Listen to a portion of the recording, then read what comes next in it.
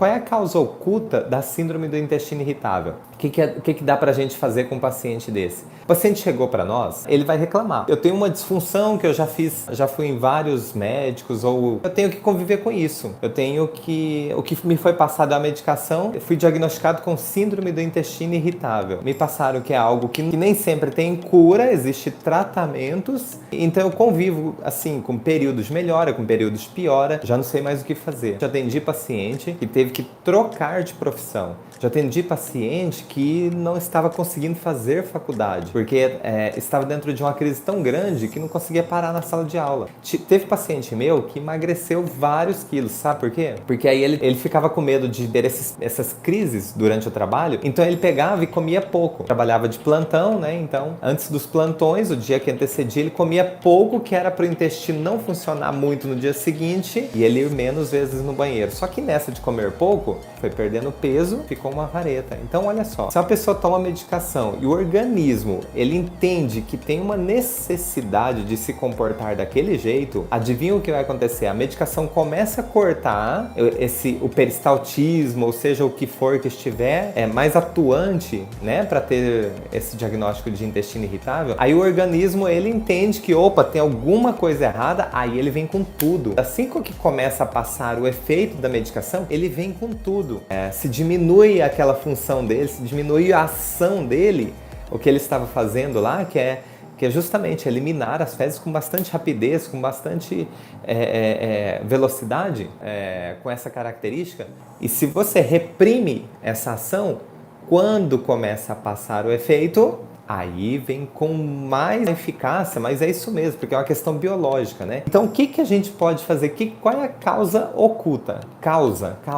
Porque normalmente se olha e fala, olha, pode ser um peristaltismo aumentado, pode ser uma intolerância à lactose, pode ser uma intolerância ao glúten, pode ser o seu intestino não absorvendo certas proteínas, então ele precisa eliminar, não reconhecendo. Então pode ser um monte de coisa, por isso que é uma síndrome, né? Um conjunto de sinais e sintomas. Então pode ser um monte de coisa. E agora? O que mais? Qual que é a oculta? A oculta é o seguinte, pergunta para o seu paciente o que é que pode ter acontecido antes do início dos sintomas, né? Hoje mesmo atendi um paciente com mais de 30 anos e desde os 15 anos ele tem esse comportamento. Então olha só, ele não nasceu com isso. Se tivesse nascido, a gente ia procurar lá com a mãe na gravidez.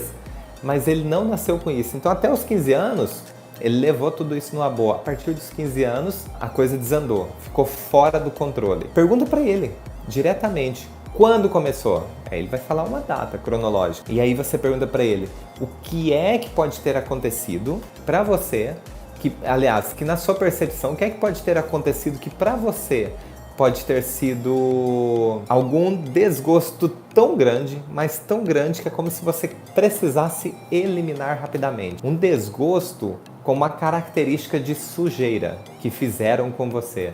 E aí ele começa a fazer a retrospectiva. Bom, se começou quando eu tinha, tô chutando aqui, tá? Se começou quando eu tinha 15 anos de idade, deixa eu ver, eu estudava, eu estava em tal série.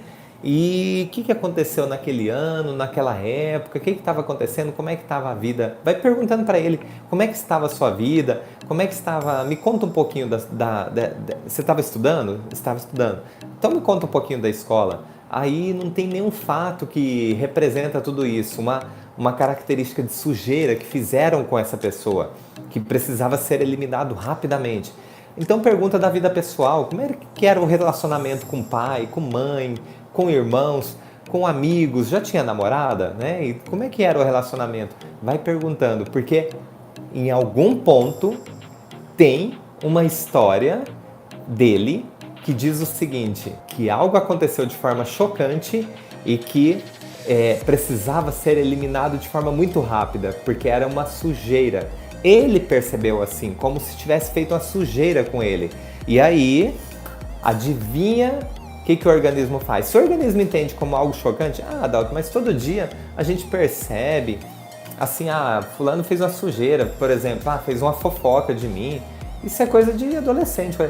Beleza, todo dia isso acontece mesmo com adolescente. Só que para trazer uma síndrome do intestino irritável, para trazer um comportamento biológico, precisa ser algo chocante.